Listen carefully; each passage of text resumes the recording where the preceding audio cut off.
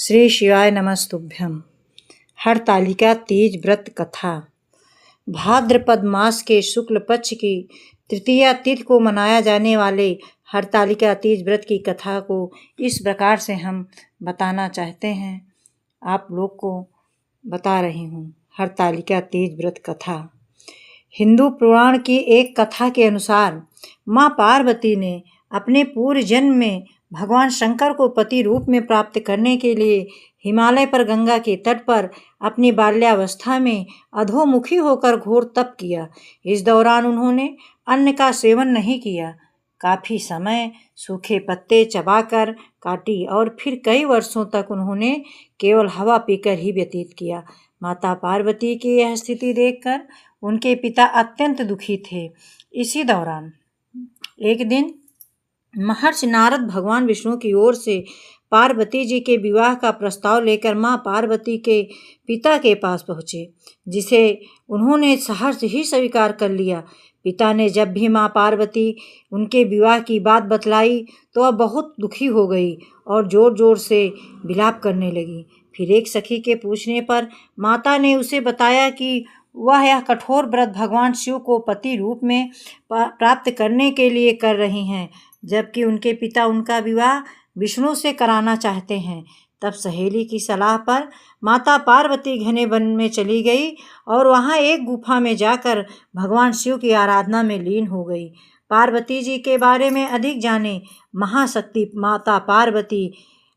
हर हर महादेव। भाद्रपद तृतीय शुक्ल के दिन हस्त नक्षत्र को माता पार्वती ने रेत से शिवलिंग का निर्माण किया और भोलेनाथ की स्तुति में लीन होकर रात्रि जागरण किया।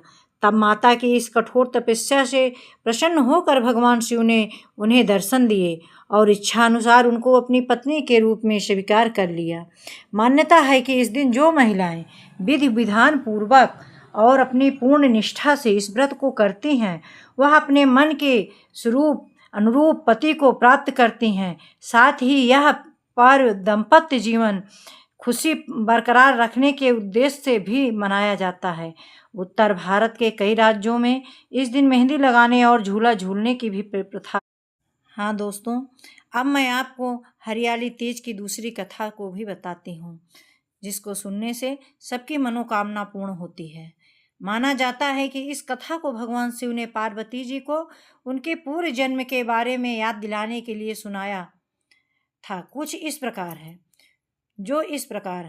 शिव जी कहते हैं, हे पार्वती, बहुत समय पहले तुमने हिमालय पर मुझे वर के रूप में पाने के लिए घोर तप किया था। इस दौरान तुमने अन्न जल त्याग कर सूखे पत्ते चबाकर दिन व्यतीत किया था। मौसम की परवाह किए बिना तुमने निरंतर तप किया। तुम्हारी इस स्थिति को देखकर तुम्हारे पिता बहुत दुखी और नाराज थे। ऐसी स्थिति में नारद जी तुम्हारे घर पधारे। जब तुम्हारे पिता ने उनसे आगमन का कारण पूछा तो नारद जी बोले, हे गिरिराज, मैं भगवान विष्णु के भेजने पर यहाँ आया हूँ। आपकी कन्या की घोर तपस्या से प्रसन्न होकर वह उससे विवाह करना चाहते हैं। इस बारे में मैं आपकी राय जानना चाहता हूँ। नारद जी के बात सुनकर पर्वतराज अति प्रसन्नता के साथ बोले, हे नारद जी, यदि स्वयं भगवान विष्णु मेरी कन्या से विवाह करना चाहते हैं तो इससे बड़ी कोई बात नहीं हो सकती। मैं इस विवाह के लिए तैयार हूँ। शिवजी पार्वती जी से कहते हैं, तुम्हारे पिता की स्वीकृति पाकर नारद जी विष्णु के पास गए और यह शुभ समाचार सुनाया। लेकिन जब तुम्हें इस विवाह के बारे में पता चला तो तुम्हें बहुत दुख हुआ। तुम मुझे यानी कैलाशपति शिव को मन से अपना पति मान चुकी थी। तुमने अपने व्याकुल मन की बात अपनी सहेली को बताई। तुम्हारी सहेली से सुझाव दिया कि वह तुम्हें एक घनघोर वन में ले जाकर छुपा देगी और वहां रहकर तुम शिवजी को प्राप्त करने की साधना प्राप्त करोगी। इसके बाद तुम्हारे पिता इन्हें घर में ना पाकर बड़े चिंतित और दुखी हुए।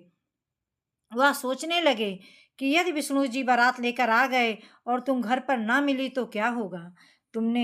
उन्होंने तुम्हारी खोज में धरती पाताल एक करवा दी, लेकिन तुम न मिली। तुम वन में एक गुफा के भीतर मेरी आराधना में लीन थी।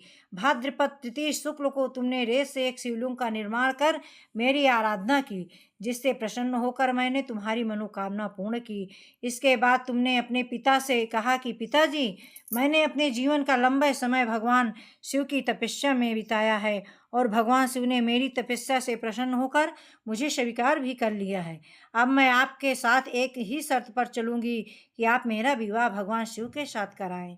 पर्वतराज ने तुम्हारी इच्छा स्वीकार कर ली और तुम्हें घर वापस ले गए।